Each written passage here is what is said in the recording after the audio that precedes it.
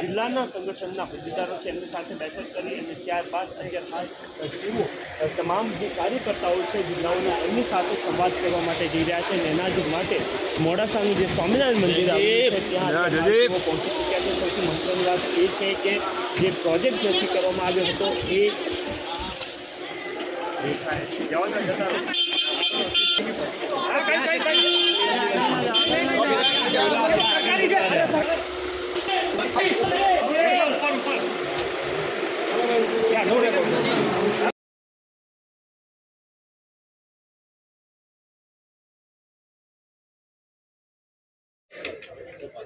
જે સંગઠન સૃજન અભિયાનની શરૂઆત કરવામાં આવી છે એમાં આખા દેશમાં સૌથી પહેલો જિલ્લો જો કોઈ પસંદ થયો હોય તો અરવલ્લી જિલ્લો પસંદ થયો છે।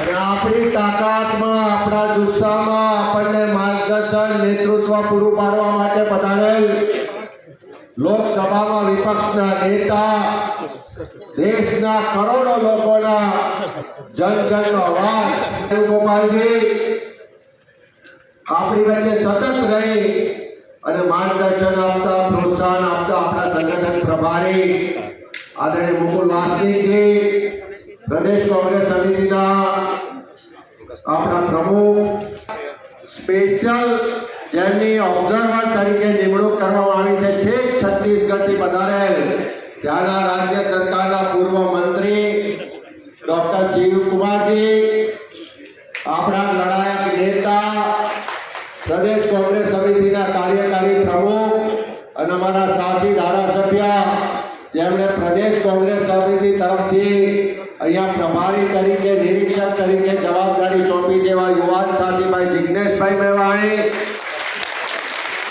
પ્રદેશ મહિલા કોંગ્રેસના પૂર્વ પ્રમુખ, અમરેલી જિલ્લા પંચાયતના પૂર્વ પ્રમુખ, આનંદની લાગણી આજે અનુભવીએ છીએ। ગુજરાતમાં એમાંય જ્યારે અરવલ્લી જિલ્લો રાહુલની મીઠ નજર ઉપર બંધાઈ ગયું અને એમના જિલ્લાની પસંદગી કરી અને જે રાહુલજી જ્યારે અહીંયા પધારે છે તેમને હૃદયપૂર્વક અરવલ્લી જિલ્લા કોંગ્રેસ સમિતિ હું સ્વાગત કરું છું।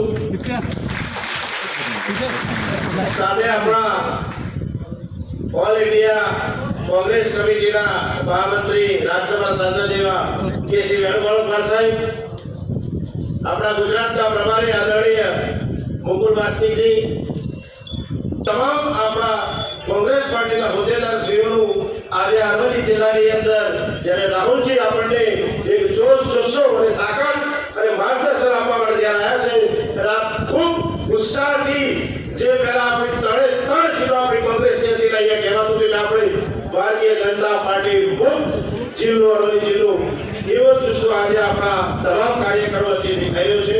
ખૂબ મોટી સંખ્યામાં દરેક બૂથ ઉપરથી જિલ્લા સેક્ટર અને મંડળના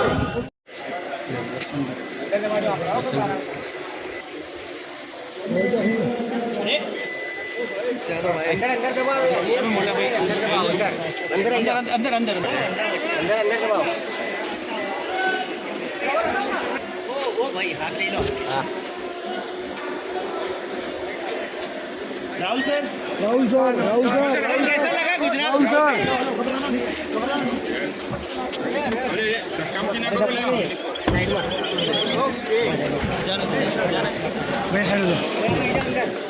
नहीं बाइट कोई बाइट नहीं कोई बाइट नहीं है।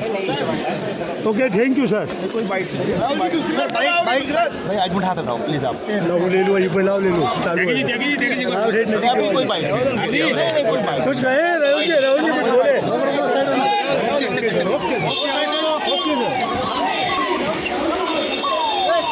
दूर रो भागे नहीं कोई ने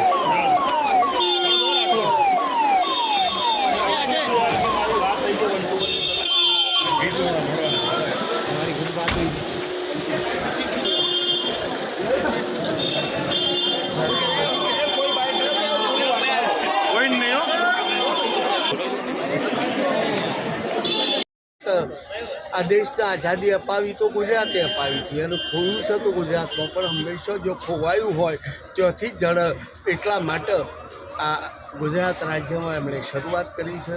બૂથ સુધી પહોંચીને કાર્યકરોને ઝાંકરીને જ્યાં કામ આજ બેઠા પગાડવાનું કામ કરવા માટે જન સુધી પહોંચવાનું, પગપાળા પ્રવાસ કરવાનું, લોકોને જાગૃત કરવાનું કામ રાહુલજી કરી રહ્યા છે. મને વિશ્વાસ છે કે આવનારા દિવસોમાં આ દેશમાં કોંગ્રેસ અને રાહુલજી આ દેશ ઉપર રાજ કરશે.